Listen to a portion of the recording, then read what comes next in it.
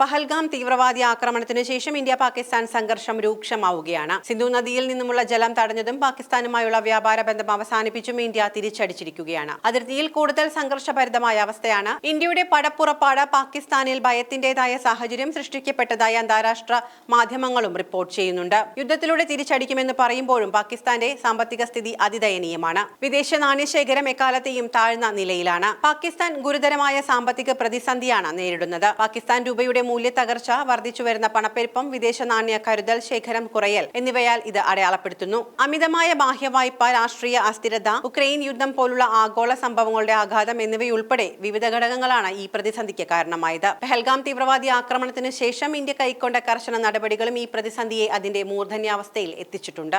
US ഡോളറിനെതിരെ Pakistan രൂപയുടെ മൂല്യം പകുതിയിലധികം കുറഞ്ഞു. ഇത് ഇറക്കുമതി കൂടുതൽ ചെലവേറിയതാക്കുകയും പണപ്പെരുപ്പത്തിന് കാരണമാവുകയും ചെയ്തു. ഉയർന്ന പണപ്പെരുപ്പം ഭക്ഷണം, ഗ്യാസ്, എണ്ണ തുടങ്ങിയ അവശ്യവസ്തുക്കളുടെ പണപ്പെരുപ്പ നിരക്ക് കുതിച്ചുയർത്തി. ഇത് ശരാശരി പാകിസ്ഥാനിയുടെ താങ്ങാനാകുന്ന വിലയെ ബാധിച്ചിട്ടുണ്ട്. പാകിസ്ഥാന് ഗണ്യമായ അളവിൽ ബാഹ്യ കടമുണ്ട്. കാലക്രമേണ കുമിഞ്ഞുകൂടിയ പ്രതിശീർഷ കടം വർദ്ധിച്ചുകൊണ്ടിരിക്കുകയും സമ്പദ് വ്യവസ്ഥയിൽ സമ്മർദ്ദം ചെലുത്തുകയും ചെയ്യുന്നു. സാമ്പത്തിക വെല്ലുവിളികളെ നേരിടാൻ രാജ്യം അന്താരാഷ്ട്ര നാണയ നിധിയിൽ നിന്ന് ആവർത്തിച്ച സാമ്പത്തിക സഹായം തേടിയിട്ടുമുണ്ട്. ഇന്ത്യയിൽ നിന്നുള്ള മരുന്ന് ലഭ്യത നിലച്ചതോടെ ആരോഗ്യരംഗത്തും പാകിസ്ഥാൻ നിലയില്ലാ കയത്തിലാണ്. ഇപ്പോഴിതാ പാകിസ്ഥാൻ കറൻസി കൂപ്പുകുത്തുന്നു എന്ന വാർത്തകളാണ് പുറത്തുവരുന്നത്. ഇന്ത്യൻ രൂപയ്ക്കും ക്ഷീണമുണ്ടെങ്കിലും വലിയ തോതിലുള്ള പ്രശ്നങ്ങളില്ല.